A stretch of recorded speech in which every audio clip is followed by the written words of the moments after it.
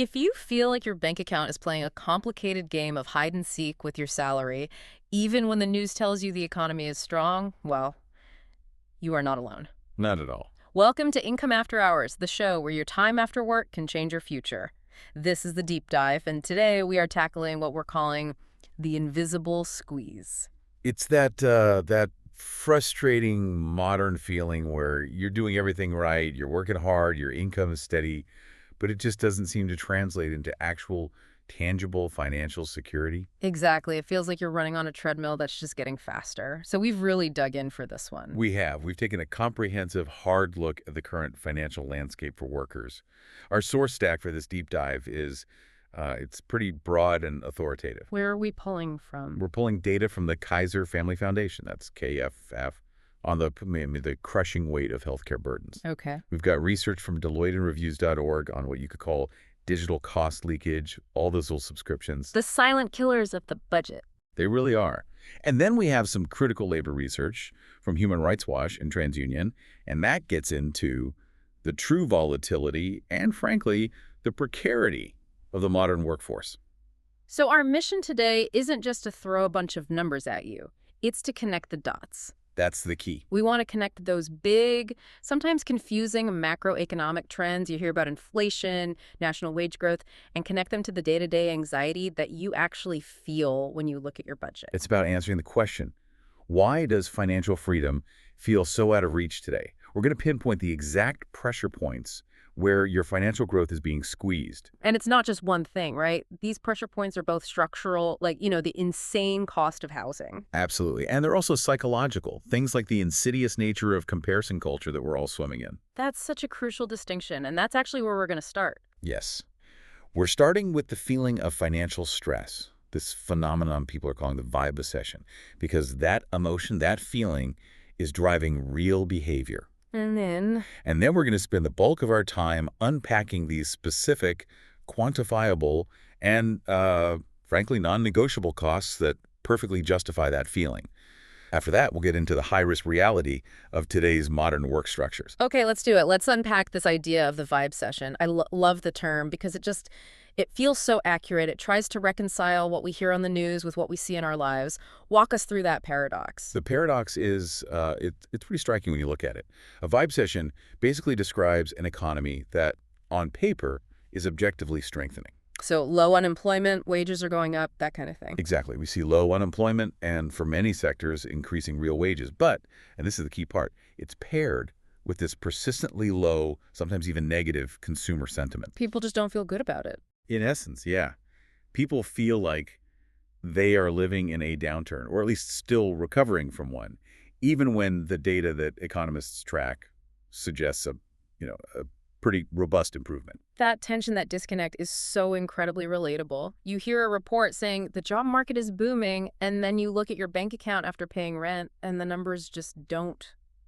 They don't match the optimism. They don't. So, for instance, we know from the sources that workers' wages did see, on average, a 4.5% increase over the last year. Right, which was statistically higher than the 3.2% inflation rate for that same period. So if my wages are rising faster than general inflation, why are the vibes still so bad? Because the overall aggregated economic picture, it just doesn't capture the specifics of the lived experience for most households. The average is a lie, basically. The average is a distortion.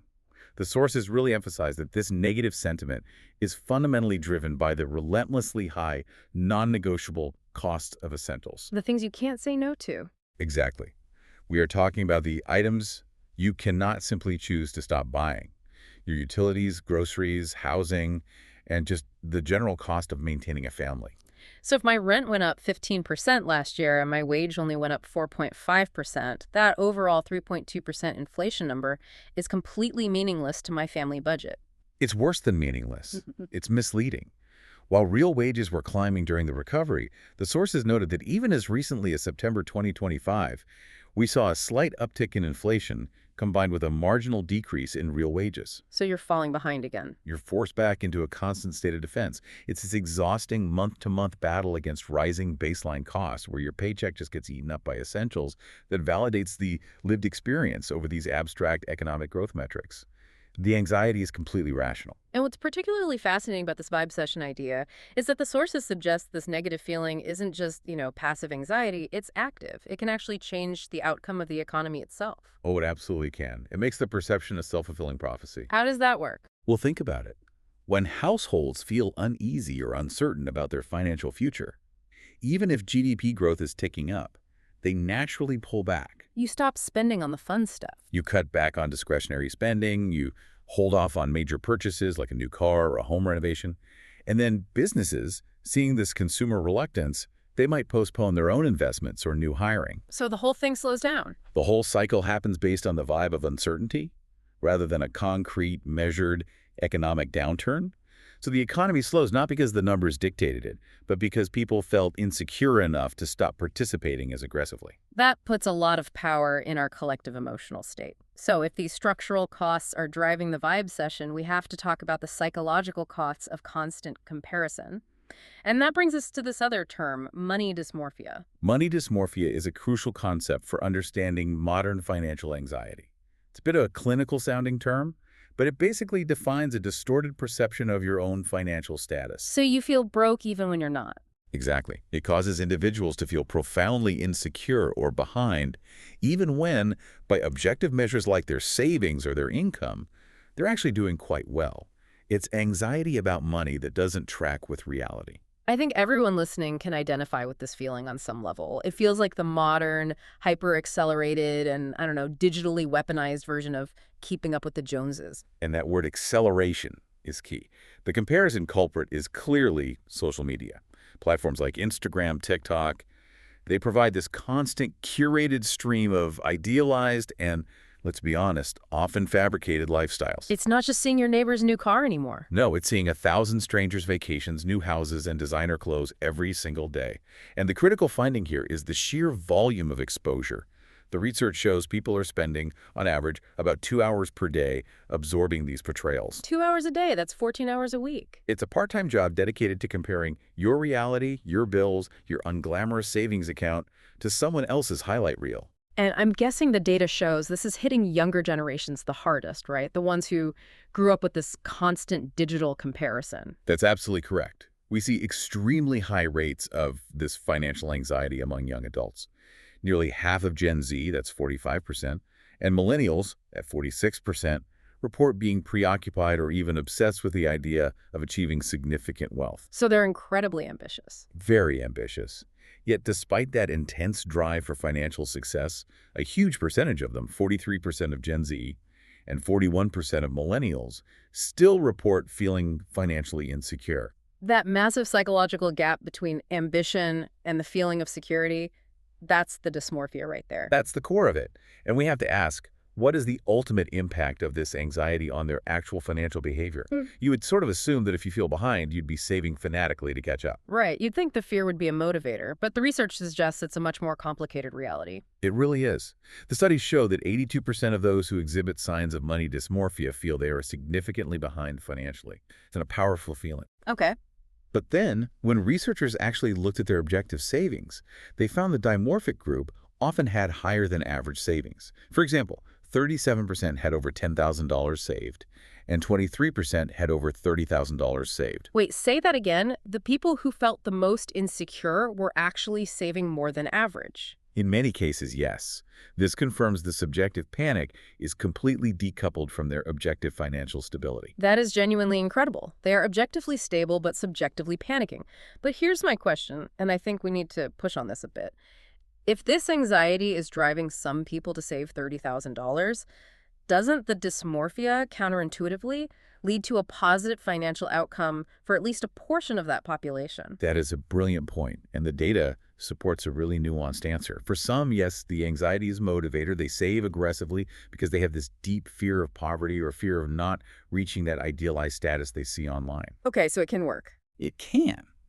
However, when we compare them to high-income peers who did not show signs of dysmorphia, the comparison also leads to two distinct negative outcomes that can really undermine their long-term financial health. Okay, what are those negative paths? So first, there's the spiral of spending to keep up.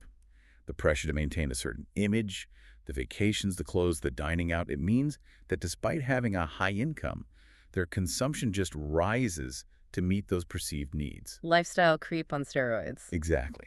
And this translates directly into lower net savings compared to their non-dysmorphic peers who are just as successful. Hmm. The second path is almost the opposite. The perceived gap on social media can be so overwhelming. You mean like, I have $30,000 saved, but this person on Instagram has a private jet? Precisely. The gap feels so impossibly large that they conclude saving won't make a big enough difference anyway. They feel like financial freedom is impossible, so they become more likely to spend today, rationalizing that their modest savings effort is futile against the scale of perceived wealth shown online. So they just give up. Might as well enjoy now. That's the mindset. So the emotional cost is just as high, regardless of the savings balance. We're talking chronic anxiety, a distorted self-perception, and setting totally unrealistic financial goals that just cause perpetual disappointment. And I imagine in extreme cases, it leads to avoidance. It does. The sources note people avoiding necessary financial actions, like just checking their bank accounts or having a conversation about their finances, purely because of the anxiety and self-doubt that's fostered by this comparison culture. It creates this debilitating psychological leakage in the budget. Your emotional stress either leads you to overspend, or it just prevents you from engaging in the management you need to succeed. It's the constant background noise that distracts you from the actual structural problems that we need to dig into next. And on that note, we are going to dive deep into those structural problems right after this. We are going to tackle the three colossal costs: housing, digital access, and healthcare that are legitimately squeezing your budget. If you're finding clarity in this deep dive, if you're starting to understand why your budget feels so tight despite your best efforts, please take a moment to hit that like button and follow the channel. It really helps us bring these deep dives to more people who are looking to secure their financial futures by bridging that gap between economic data and real-world experience. Okay, let's get into it. All right, let's move from the psychological traps of money dysmorphia to the concrete structural realities of this invisible squeeze. As we discussed, nothing, and I mean nothing, defines this financial squeeze more clearly than housing. This is truly the #1 budget competitor. It's completely dominating household budgets to a degree we've never really seen before. I mean, it's rendered the standard 30% affordability rule almost an artifact of a bygone era. It's a nice idea, but not reality for most people. Not at all. The data is shocking. 50% of all renters, which, if you translate that to people, is 22.4 million households, were considered cost-burdened in 2022. 50%. Half of all renters in the country are spending more than 30% of their income just to have a place to live. That's right. And within that massive group, the severe burden category.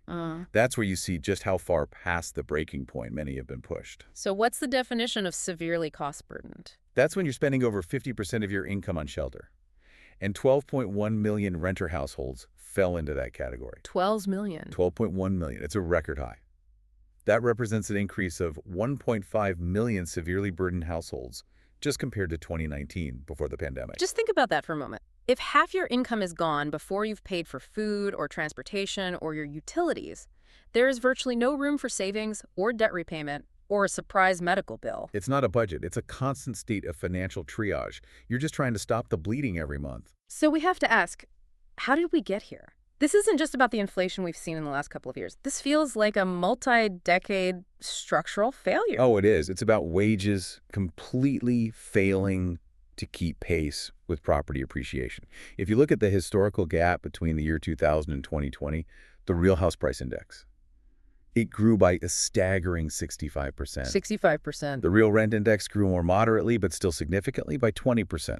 And meanwhile, the real median household income during that same 20-year period grew by approximately 0%. Zero. That stagnation in income against appreciating assets and rent that created this massive affordability canyon that we're all living in now. And what are the underlying mechanisms that cause that housing supply and demand imbalance? It's not just a lack of wood and nails, is it? No, it's highly complex. It involves policy and it involves investment. The sources highlight that demand for housing grew by 26%, while the actual housing stock only grew by 19% in that period. So a fundamental mismatch. A fundamental mismatch.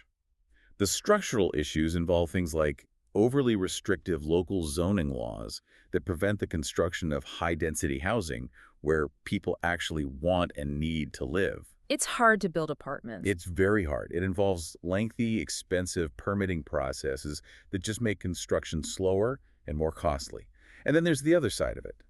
Following the 2008 crisis, large institutional investors entered the single-family home market. Right, the private equity firms. Exactly.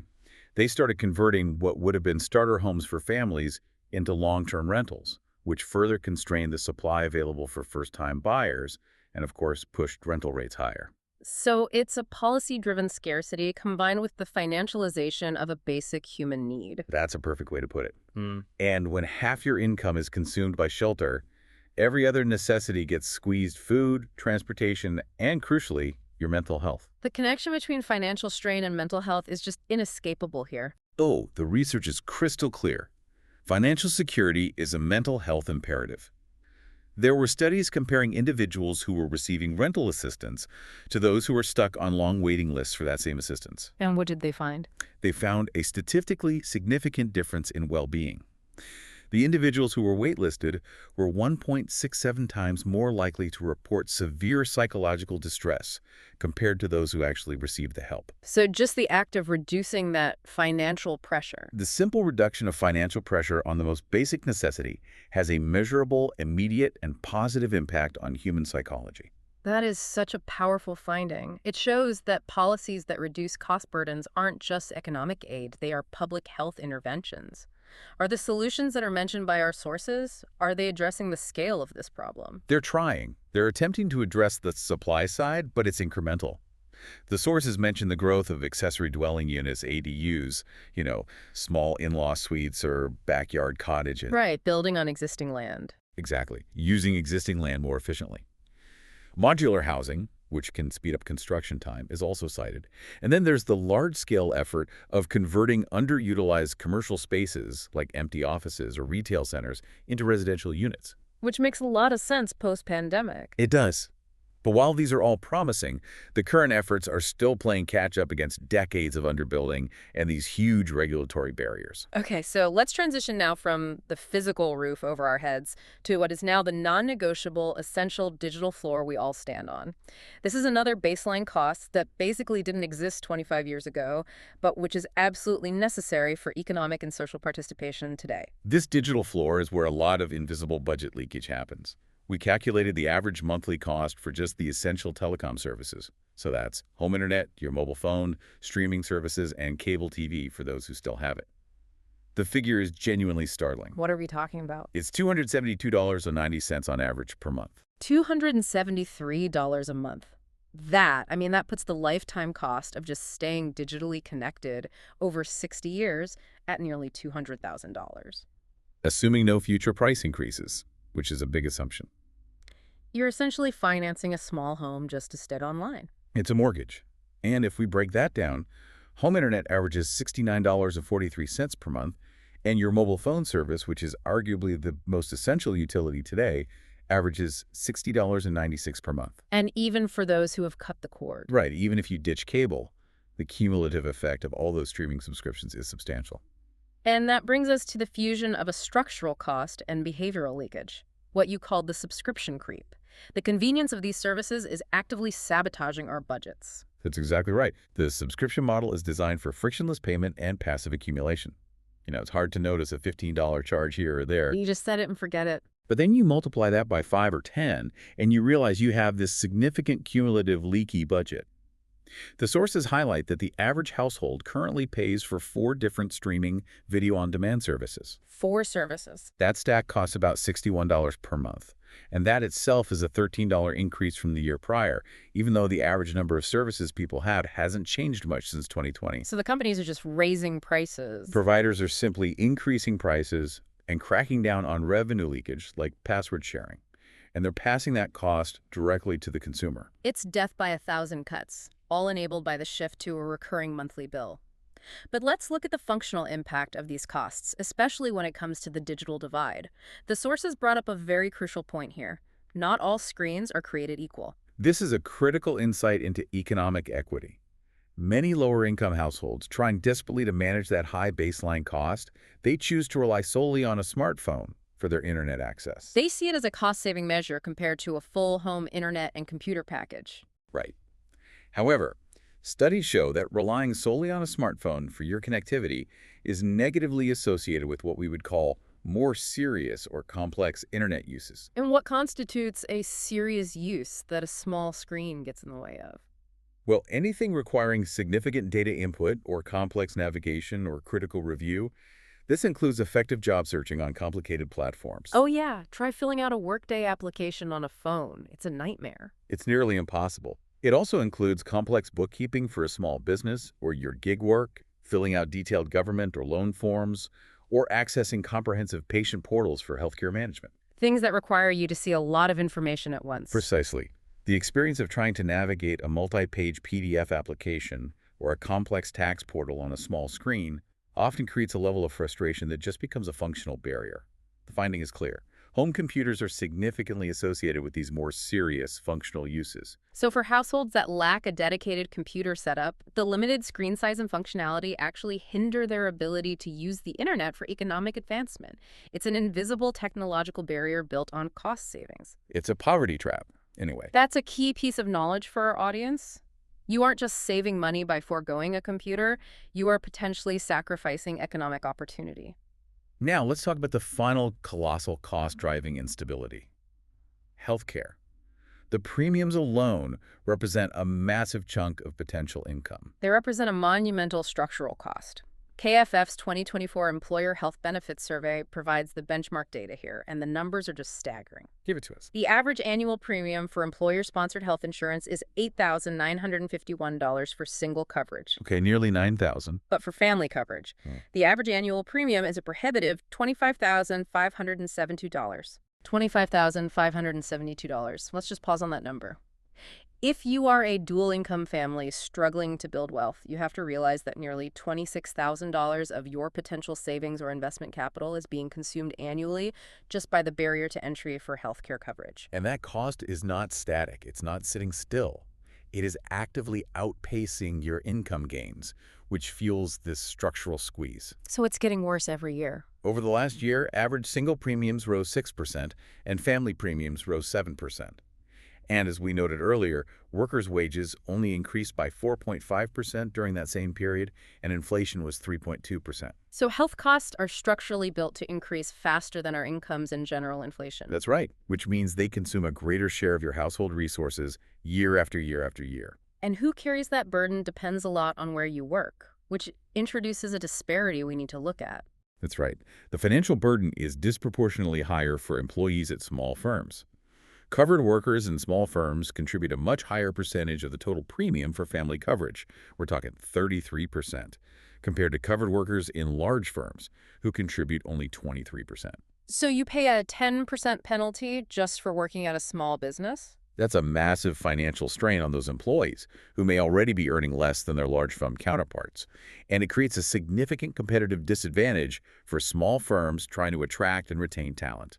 And of course, the premium is just the cost of access. Once you factor in deductibles, co-pays, and all the uncovered services, we enter the nightmare realm of medical debt. Medical debt is pervasive, and it's a very common catalyst for financial collapse. The sources state that 36% of U.S. households carry some form of medical debt, broadly defined. More than a third of the country.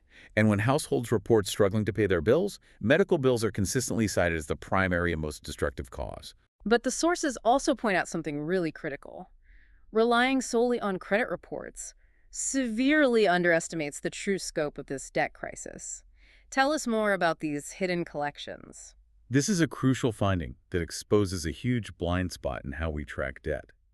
The survey showed that 14.6% of households reported being contacted by a third party for medical collections in the year leading up to January 2024. Okay, that's a lot. It is. But the key insight is that most of these active collections were not furnished to a credit bureau. Many debt collectors choose not to report smaller, or sometimes even larger, debts to the major credit agencies, particularly for those involving lower-income individuals. Why does that matter so much? Why is that distinction so important? It means that if policymakers or researchers, or even you, our listeners, rely only on credit report data to gauge the medical debt crisis, you will significantly underestimate its scope. The problem is far worse and more widespread than the official credit data suggests. And it's especially hitting low-income households who are the most vulnerable to these aggressive, non-reported active collections. That's right, it's a hidden crisis. That is a staggering realization about the true debt burden facing American families. Okay, finally, before we leave the health section, we have to look ahead at a major future cost driver that is structurally locked in. This new class of weight loss drugs, the GLP-1 agonists. This is going to fundamentally restructure employer health spending. We need to look at why. The GLP-1s, like Ozempic and Wegovy, are highly effective, but they are extremely expensive. We're talking $1,000 to $1,400 per month per patient. Per month. And crucially, they're often required for chronic, lifelong use to maintain the weight loss and the health benefits. So it's not a one-time cost. It's a permanent line item. The survey asked large firms that are covering these medications about the impact. A significant 33% of those large firms, and nearly 60% of the largest firms with over 5,000 employees, expect coverage of these drugs to have a significant impact on their total prescription drug spending. So we have a medically necessary, highly demanded, chronically used, and extremely expensive new class of drugs entering the system. That cost eventually funnels back to the employees. Absolutely. It comes back through rising premiums, higher deductibles, and more restrictive coverage limits on other things. The structural inflation in healthcare costs is already a primary driver of the invisible squeeze, and the cost of GLP-1s just adds a powerful new upward vector, locking in even higher baseline costs for the next decade. We've looked at the costs that are bleeding the budget dry. So now let's unpack the work structure that many people rely on to try and grow their income and gain some flexibility, the gig economy, and see why the freedom it promises so often comes with these hidden financial costs and increased precarity. The initial motivation is completely understandable, particularly for the next generation of workers. Gen Z really prioritizes work-life integration and schedule flexibility above, traditional career ladders. They don't want the 9-to-5 grind. Not necessarily. Studies show that 71% of Gen Z workers cite schedule flexibility as a top priority, often ranking it even above salary in certain contexts. With that drive, it's no wonder that 43% of Gen Z workers are engaging in some form of freelancing. And that's everything from ride sharing to, what, digital content creation, web development. It's a whole spectrum. Yeah. It sounds like entrepreneurial freedom, a way to reclaim control over your time. Yeah. But we know from the sources that for a significant portion of this workforce, the gig isn't just an optional side hustle to make a little extra cash. It's how they pay the rent. Precisely. The data shows that more than 1/3 of gig workers rely on that gig work as their primary source of income. And when that's the case, the inherent financial instability of the model, which the platforms are, frankly, built to maximize it, hits with full force. How unstable are we talking about here, in quantifiable terms? Highly volatile. The research consistently documents monthly income fluctuations for gig workers that range from 30% to 50% or more. A 50% drop in income from one month to the next. It's common. Now, compare that to the variability experienced by a salaried employee, which is basically zero, and you see this massive gulf in financial stability. When your income drops by half unexpectedly, it complicates the most basic financial tasks. It makes rent payment, saving, and just general budgeting virtually impossible to manage strategically. This precarity leads us directly to the core issue, doesn't it? The independent contractor classification. It sounds like a legal mechanism engineered specifically to transfer all the business risk onto the individual worker while the platform just extracts the revenue. That is exactly the conclusion of the labor research we reviewed. Platforms classify workers as independent contractors to legally avoid a vast array of obligations that are mandated under U.S. labor law. So things like minimum wage, overtime. Minimum wage, overtime pay, workers' compensation if they get injured on the job, and contributions to state unemployment insurance funds. This results in immense cost savings for the platforms, which they then use to drive down prices and compete with traditional businesses. So the individual worker is left shouldering the entire burden of self-employment taxes, the cost of their own insurance, vehicle maintenance, and the complete lack of a safety net if they get sick or if demand suddenly drops. And this is where the societal cost emerges. This lack of risk pooling. It's not contained to just the worker. It means the financial burden is ultimately subsidized by other taxpayers. How so? For instance, a gig worker who gets injured on the job might have to rely on state-funded Medicaid rather than an employer-provided workers' compensation plan. A worker whose income suddenly evaporates due to platform changes might rely on non-contributory programs like food stamps rather than unemployment insurance that would have been paid into by an employer. So state budgets and all of us as taxpayers are effectively subsidizing the platform's profits by covering the social costs that the platforms refuse to bear. That's the argument. And adding insult to injury, the workers are often operating completely in the dark, with these complex algorithms dictating their pay and their performance. It sounds like a system designed for maximum opacity. An opaque puppet master is the term I've heard. It is the defining feature of the modern gig economy. The algorithms dynamically control pay rates, they assign jobs, they set performance metrics, all without a transparent explanation. And one of the most insidious practices is what labor experts are now referring to as algorithmic gamblification. Gamification, that suggests the platforms are exploiting risk psychology like a casino. That is precisely it. They use incentives that are designed to induce workers to take high financial risks based on imperfect information. Give me an example. Okay, consider the example of surge pricing. The app displays a map showing high-demand areas with a temporary bonus pay surge. This entices drivers to travel significant distances, burning fuel and accruing mileage to chase that bonus. But the surge often disappears by the time the driver actually reaches the area, leaving them with increased expenses and no extra pay. That's a pure psychological trick. It's leveraging the fear of missing out and the hope of a big payout. Or consider quests, where a worker is promised a bonus, say, earning an extra $270, but only if they complete a high number of trips, maybe 70, within a very tight, predefined window. Which forces them to work like crazy. It forces workers to engage in risky, high-mileage driving, sometimes working extreme hours, to meet this arbitrary quota. They increase their expenses for wear and tear and fuel without the bonus ever being guaranteed. Often, it leads to a negative financial outcome. Meanwhile, the platforms are out there citing these attractive hourly remuneration figures like $18.67 an hour. But those numbers are heavily distorted by what the worker's not being compensated for. Exactly. When platforms publicize figures like that, they fail to account for two critical factors that dramatically reduce the actual take-home wage. First, they only count time spent on the job, so with a passenger in the car or actively fulfilling an order. They don't count the waiting time. They don't. And survey data consistently shows that drivers spend only 49% to 62% of their actual work time with a passenger in the car. The platforms do not compensate for the significant waiting, maneuvering, and positioning time. So if I'm waiting 40% of the time, my effective hourly wage immediately drops by 40%, even before expenses. It basically halves it. Yeah. And then we add the second factor, the work-related expenses. This is the killer. Studies consistently show that work-related expenses, Fuel, insurance, car depreciation. all of it, fuel, insurance, depreciation, maintenance, phone costs, and the workers need to cover both the employee and employer shares of Social Security contributions. Those expenses can consume anywhere from 46% to 70% of a worker's total gross remuneration before taxes.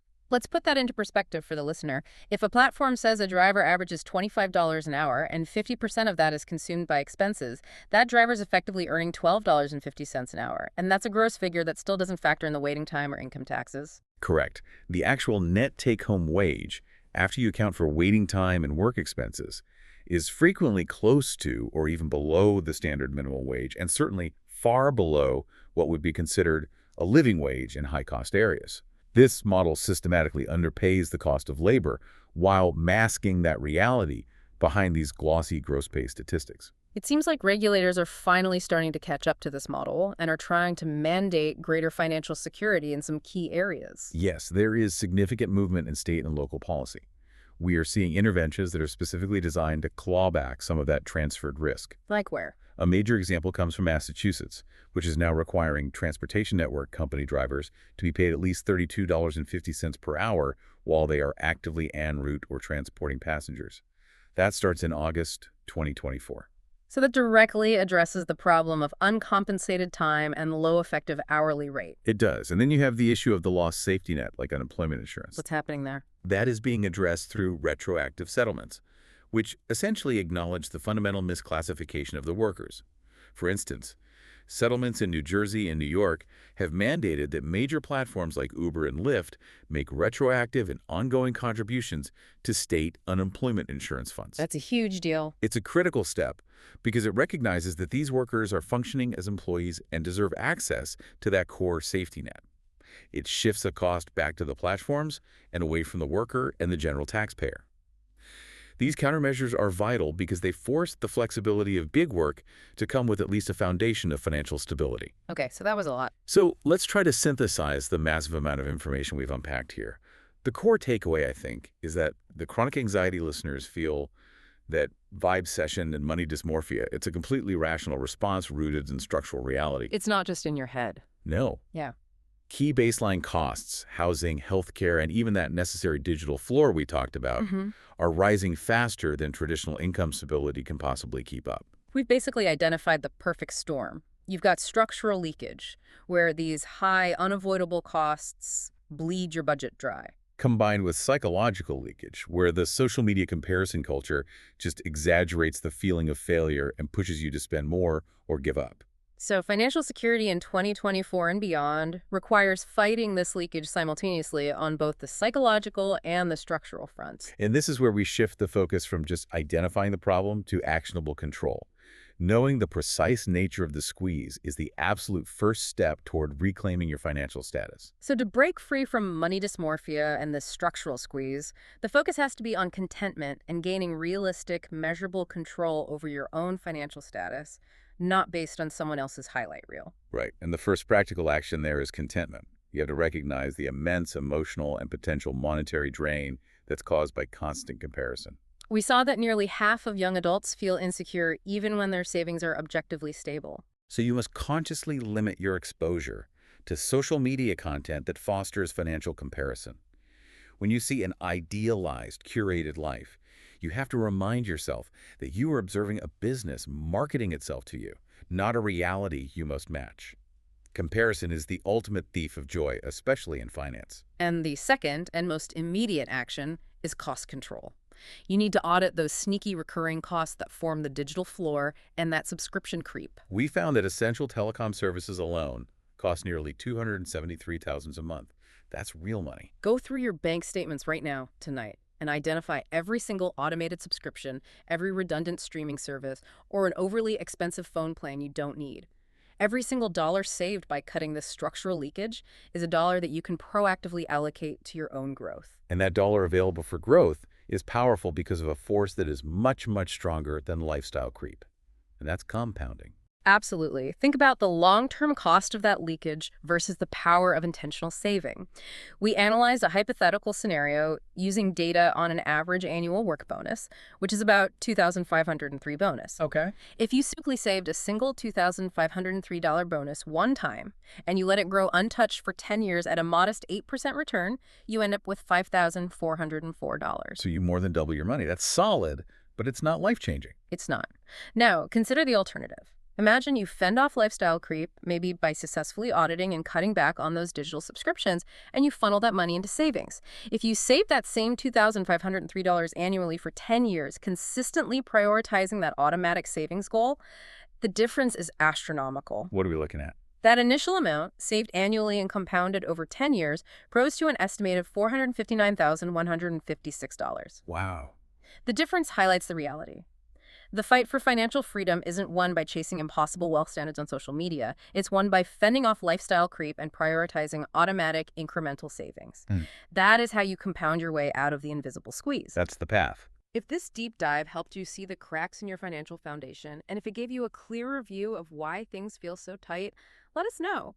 Leave a comment below with your biggest takeaway, give the episode a like, and follow the channel to keep building your financial knowledge. Go take control of those decisions that happen after hours, and may your income truly outpace your creep.